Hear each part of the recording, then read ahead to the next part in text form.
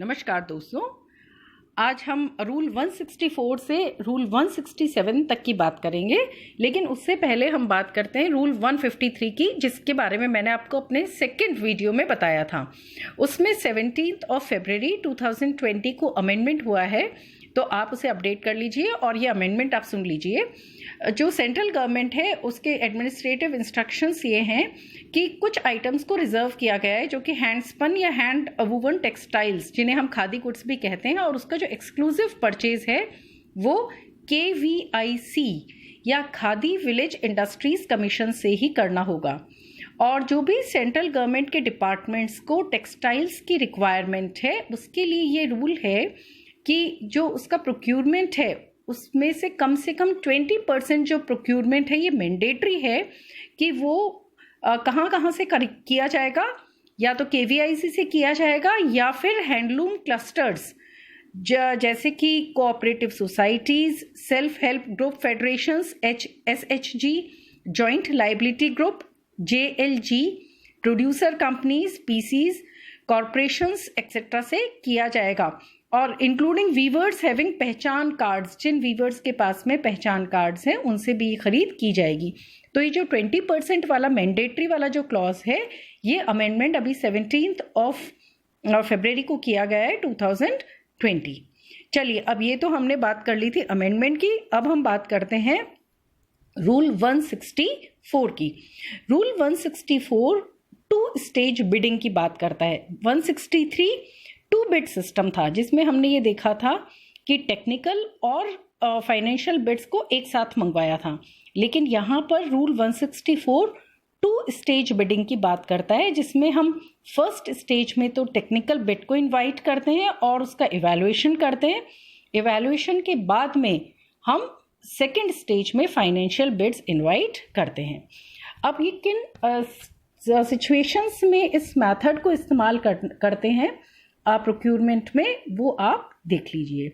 सबसे पहला जो रीज़न है जब कि इस मेथड को इस्तेमाल करना होता है, अगर डिपार्टमेंट या मिनिस्ट्री जो कि प्रोक्यूरमेंट कर रही है उसके लिए ये फीजिबल नहीं हो कि वो जो भी प्रोक्यूरमेंट है, जो भी माल खरीद करना है या जो कुछ भी खरीद उनको करनी है, उसके डिटेल्ड स्पेसिफिकेशंस और स्पेसिफिक कैरेक्टरिस्टिक्स जो हैं वो बिना बिडर्स के टेक्निकल इनपुट्स के उसको फॉर्मुलेट कर सके या बना सके।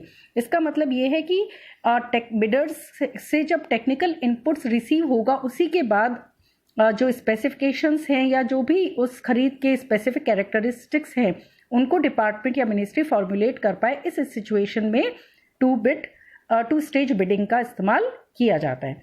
दूसरा, अगर जो भी सब्जेक्ट मैटर है प्रोक्यूरमेंट का, उसमें बहुत तेजी से टेक्नोलॉजिकल एडवांसमेंट हो रहे हैं या फिर मार्केट फ्लक्चुएशंस है, मार्केट का उतार चढ़ाव है, या दोनों सिचुएशंस हैं, उस सिचुएशन में भी टू स्टेज बिडिंग है। फर्स्ट स्टेज में सपोज मंगवा लिया फाइनेंशियल आपने टेक्निकल बिड आपने मंगवा ली, अब कुछ और रैपिड चेंजेस हुए तो हम उसमें मॉडिफिकेशंस कर सकते हैं और उसके बाद में आफ्टर मॉडिफिकेशंस आप प्राइस कोट करवा सकते हो। तो उस सिचुएशन में जहाँ पर कि रैपिड टेक्नोलॉजिकल एडवांसेस हैं या मार्केट फ्लक्चुएशंस हैं या दोनों है सिचुएशन है, उसमें भी टू स्टेज बिडिंग मैथड को यूज़ किया जाता है।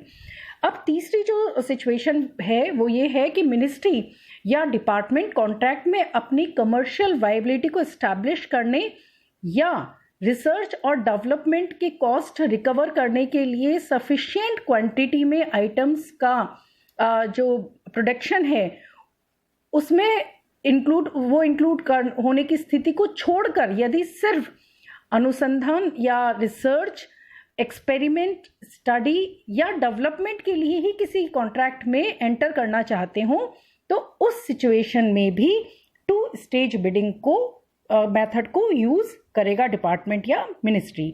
और जो नेक्स्ट सिचुएशन है या फोर्थ कंडीशन है इस मेथड को इस्तेमाल करने के लिए, वो है कि अगर डिपार्टमेंट या मिनिस्ट्री जो कि पर्टिकुलर प्रोक्यूरमेंट करना चाहती है, उसके लिए वो ये एक्सपेक्ट करती है कि बिडर जो है वो एक डिटेल्ड सर्वे कैरी आउट करेगा या इन्वेस्टिगेशन कैरी आउट करेगा, ताकि वो जो भी रिस्क फैक्टर्स हैं या कॉस्ट या ऑब्लिगेशंस जो भी एसोसिएटेड हैं उस पर्टिकुलर प्रोक्यूरमेंट पे से रिलेटेड उसका कॉम्प्रिहेंसिव असेसमेंट करे। तो उस सिचुएशन के अंदर भी 2 स्टेज बिडिंग का जो मेथड है उसे डिपार्टमेंट या मिनिस्ट्री जो है वो यूज़ करेंगे। अब बात करते हैं कि 2 स्टेज बिडिंग का प्रोसीजर क्या है। जो फर्स्ट स्टेज है बिडिंग प्रोसेस की, उसमें मिनिस्ट्री या डिपार्टमेंट जो है वो एडवर्टाइज टेंडर के थ्रू बिड्स इनवाइट करेगा। और ये किस चीज़ के बिड्स होंगे? जिसमें टेक्निकल एस्पेक्ट और contractual terms and conditions mention होगी, लेकिन इसके अंदर बिड प्राइस मेंशन नहीं होगा। मतलब ये फाइनली होगी हमारी टेक्निकल बिड जो फर्स्ट स्टेज पे मिनिस्ट्री या डिपार्टमेंट इनवाइट करेगा। अब जो फर्स्ट स्टेज में जितनी भी बिड्स हैं जो आई हैं, रिसीव हुई हैं, उन्हें एक कमिटी, अप्रोप्रिएट कमिटी जिसमें टेक्निकल एक्सपर्ट्स होंगे, जिसे मिनिस्ट्री या डिपार्टमेंट ने कॉन्स्टिट्यूट किया है, वो इन बिड्स को इवैल्यूएट करेगी। अब इवैल्यूएशन के बाद में के दौरान ये भी एक प्रोविज़न इसमें है, क्योंकि हमने बात की थी रैपिड टेक्नोलॉजिकल एडवांसमेंट की, और जो स्पेसिफिकेशंस हैं उनके लिए इनपुट्स की ज़रूरत थी बिडर्स से। तो ये जो कमेटी है ये बिडर्स के साथ में डिस्कशंस भी करेगी, और अगर ऐसा कोई डिस्कशन बिडर्स के साथ किया जाता है तो वो सारे बिडर्स उसके अंदर पार्टिसिपेट करेंगे। सारे इक्वल अपॉर्चुनिटी उन सभी बिडर्स को दी जाएगी जिन्होंने भी अपनी टेक्निकल बिड्स को सबमिट करवाया है। उन सभी को इक्वल अपॉर्चुनिटी दी जाएगी इस डिस्कशन में पार्टिसिपेट करने की। अगर इस डिस्कशन में के बाद में कुछ रिविजन होता है टर्म्स या कंडीशंस में, प्रोक्यूरमेंट के में, या कुछ सब्जेक्ट मैटर ऑफ इवैल्यूएशन, जो क्राइटेरिया है इवैल्यूएशन का, उसके अंदर कुछ चेंजेस होते हैं, तो उन चेंजेस को इंक्लूड किया जाएगा स्पेसिफिकेशंस में। लेकिन यहाँ पर इस चीज़ को ध्यान रखना है कि जो प्रोक्यूरमेंट जो करना है उसकी फंडामेंटल नेचर में प्रोक्यूरिंग एंटिटी या डिपार्टमेंट कोई चेंज नहीं करेगा। हाँ, कुछ ऐड करना है, अमेंड करना है स्पेसिफिकेशंस में या क्राइटेरिया ऑफ इवैल्यूएशन में, तो वो ज़रूर होगा, लेकिन फंडामेंटल नेचर जो है प्रोक्यूरमेंट की उसे चेंज नहीं किया जाएगा। यहाँ तक तो है हमारा फर्स्ट स्टेज।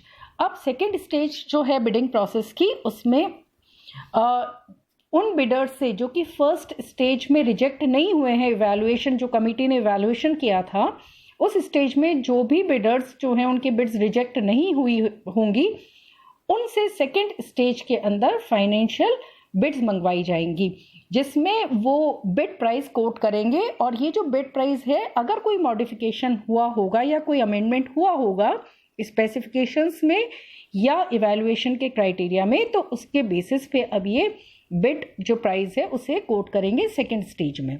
ये होगी फाइनेंशियल बिड। अब यहाँ पर इम्पॉर्टेंट ये है कि इन केस कोई ऐसा बिडर है जो चेंज या मॉडिफिकेशन के बाद में जो स्पेसिफिकेशंस को मॉडिफाई किया गया है उसके बाद में इस पोजीशन में नहीं है कि वो उस प्रोक्यूरमेंट जो सब्जेक्ट मैटर ऑफ प्रोक्यूरमेंट है, जो माल की खरीद की जा रही है, उसे सप्लाई कर सके, तो उसके पास में ये ऑप्शन होगा कि वो बिडिंग प्रोसीडिंग से अपना जो बिड है उसे विड्रॉ कर ले, अपने आप को विड्रॉ कर ले। और इस सिचुएशन में जो बिड सिक्योरिटी उसने डिपॉजिट करवाई है वो फोरफीट नहीं होगी, वो जब्त नहीं होगी, और ना ही उसे किसी तौर पे पिनलाइज किया जाएगा। हाँ, इस विड्रॉल के पहले उसे एक डिक्लेरेशन देना होगा जिसमें वो एडिक्वेट जस्टिफिकेशन देगा, वो कारण देगा कि वो क्यों ये सप्लाई नहीं कर पाएगा और क्या इंटेंशन है उसके विड्रॉल की, क्यों वो इस बिड प्रोसीडिंग से विड्रॉ करना चाहता है। तो ये जो है ये हमारा है 2 स्टेज बिडिंग, जो काफ़ी क्लोज है हमारा 2 बिड सिस्टम से, लेकिन बस ये है कि इसमें जो है स्टेजेस वो डिफरेंट है और इसकी जो कंडीशंस है जब इस मेथड को अडॉप्ट करना है वो डिफरेंट है। अब हम बात करते हैं हमारे नेक्स्ट रूल की, रूल 165, लेट बिड्स। चाहे एडवर्टाइज टेंडर इंक्वायरी हो या लिमिटेड टेंडर इंक्वायरी हो, इन केसेस में लेट बिड्स का मतलब वो बिड्स जो स्पेसिफाइड डेट या टाइम के बाद में रिसीव हुई हों, उन्हें किसी भी केस में कंसीडर नहीं किया जाएगा। लेट बिड बस यही है कि अगर आपने जो भी डेट और टाइम दिया है बिड रिसीविंग का, उसके बाद में अगर कोई बिड्स आती है, कोई बिडर अपने बिड्स को सबमिट करवाता है, तो उन्हें कंसीडर नहीं किया जाएगा। अब बात करते हैं रूल 166 की, सिंगल टेंडर इंक्वायरी। अब सिंगल टेंडर इंक्वायरी का मतलब अपने आप में ही साफ है कि किसी एक सिंगल सोर्स से अगर हम प्रोक्यूरमेंट करते हैं, लेकिन उसके लिए कौन कौन सी कंडीशंस होंगी जिसमें किसी पर्टिकुलर सिंगल सोर्स से ही हम प्रोक्यूरमेंट कर सकते हैं, वो देख लीजिए। कि अगर डिपार्टमेंट को ये पता है, उसकी ये नॉलेज में है कि कोई एक पर्टिकुलर फर्म ही है जो रिक्वायर्ड गुड्स है उनको मैन्युफैक्चर करती है, या उसका मैन्युफैक्चरर है वो पर्टिकुलर फर्म, उस केस में सिंगल टेंडर इंक्वायरी मेथड को यूज़ किया जाएगा। दूसरी सिचुएशन ये है कि अगर कोई इमरजेंसी सिचुएशन है और जो रिक्वायर्ड गुड्स हैं उनको किसी एक पर्टिकुलर सोर्स से ही खरीदा जाना बहुत ज़्यादा ज़रूरी है, तो उस स्थिति में भी इसे इस्तेमाल करेंगे, लेकिन इसमें जो डिसीजन लिया गया है उसके कारण को रिकॉर्ड करना होगा और साथ में कॉम्पिटेंट अथॉरिटी से अप्रूवल लेना होगा। तो दूसरी सिचुएशन हमारी इमरजेंसी सिचुएशन वाली हो जाती है। और जब तीसरी चीज़ है वो ये है कि अगर स्पेयर पार्ट्स या मशीनरी का स्टैंडर्डाइजेशन करना हो ताकि वो एग्जिस्टिंग सेट ऑफ इक्विपमेंट्स के लिए कॉम्पैटिबल हो सके, और उसके लिए जो भी रिक्वायर्ड आइटम्स है उन्हें किसी एक पर्टिकुलर सेलेक्टेड फर्म से ही खरीदना हो। अब ये वाली जो सिचुएशन है इसमें भी ज़रूरी ये है कि एडवाइस ली जाए एक कॉम्पिटेंट टेक्निकल एक्सपर्ट की, वो रिकॉर्ड में हो, और साथ में खरीद के पहले कॉम्पिटेंट अथॉरिटी से अप्रूवल लिया जाए। तो ये जो 3 सिचुएशंस हैं इनमें सिंगल टेंडर इंक्वायरी मेथड को इस्तेमाल करते हैं। और यहाँ पर कंडीशन 1 और कंडीशन 3 मतलब इमरजेंसी वाली कंडीशन को छोड़ दीजिए, बाकी 166(1) और 166(3) इन 2 सिचुएशन में प्रोप्रीटरी आर्टिकल सर्टिफिकेट देना होगा। ये एक इम्पॉर्टेंट चीज़ है कि इन 2 सिचुएशन के अंदर गुड्स को प्रोक्यूर करने के पहले प्रोप्रीटरी आर्टिकल सर्टिफिकेट देना होगा। तो इस चीज़ को आप ध्यान रखें, इमरजेंसी वाली सिचुएशन में ये एप्लीकेबल नहीं है। अब हम बात करते हैं रूल 167 की, जो है इलेक्ट्रॉनिक रिवर्स ऑक्शन। जो इलेक्ट्रॉनिक रिवर्स ऑक्शन है ये एक रियल टाइम परचेजिंग टेक्निक है। जनरली इसे जो इस्तेमाल किया जाता है वो उसमें जो बिडर्स हैं वो एक पर्टिकुलर शेड्यूल टाइम पीरियड तक अपनी बिड्स को सक्सेसिवली देते रहेंगे और ऑटोमेटिकली बिड्स का इवैल्यूएशन भी होगा। इसका मतलब डिपार्टमेंट को जो सबसे सूटेबल बिड है उसका सिलेक्शन ऑटोमेटिक होगा और उसे वो मिल जाएगी। और इसमें सबसे ज़्यादा जो बेनिफिट है कि इसमें अच्छा खासा कंपटीशन है और एक बिडर दूसरे बिडर को अंडर बिड करता है, और इस तरीके से जो प्राइस हमें फाइनली कोट होते हैं वो काफ़ी कॉम्पिटिटिव प्राइस कोट होते हैं।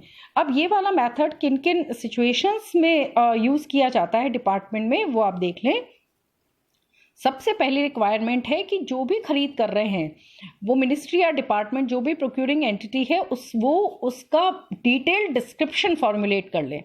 इसका मतलब जो भी डिटेल्स रिलेटेड है उस पर्टिकुलर प्रोक्यूरमेंट की जिस माल का खरीद कर रहे हैं, अगर डिपार्टमेंट या मिनिस्ट्री जो भी खरीद कर रही है उसका एक डिटेल्ड डिस्क्रिप्शन तैयार करने के लिए वो फिजिबल हो उनके लिए, तो उस स्थिति में भी आप इलेक्ट्रॉनिक रिवर्स ऑक्शन को इस्तेमाल करते हैं, क्योंकि आपको सारे के सारे स्पेसिफिकेशंस डिटेल में पहले ई पब्लिश करने होते हैं, उसके बाद में ही बिडर्स उसके बेसिस पे आपको बिड्स करेंगे, सबमिट करेंगे।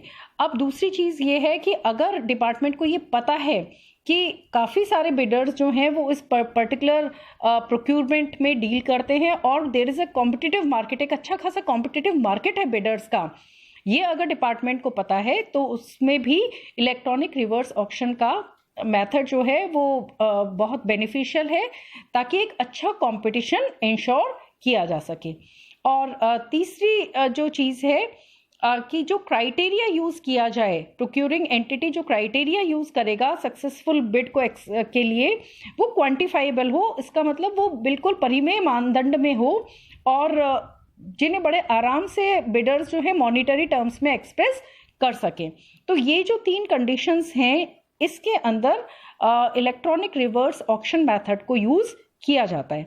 अब इसका जो प्रोसीजर है उसके बारे में बात कर लेते हैं।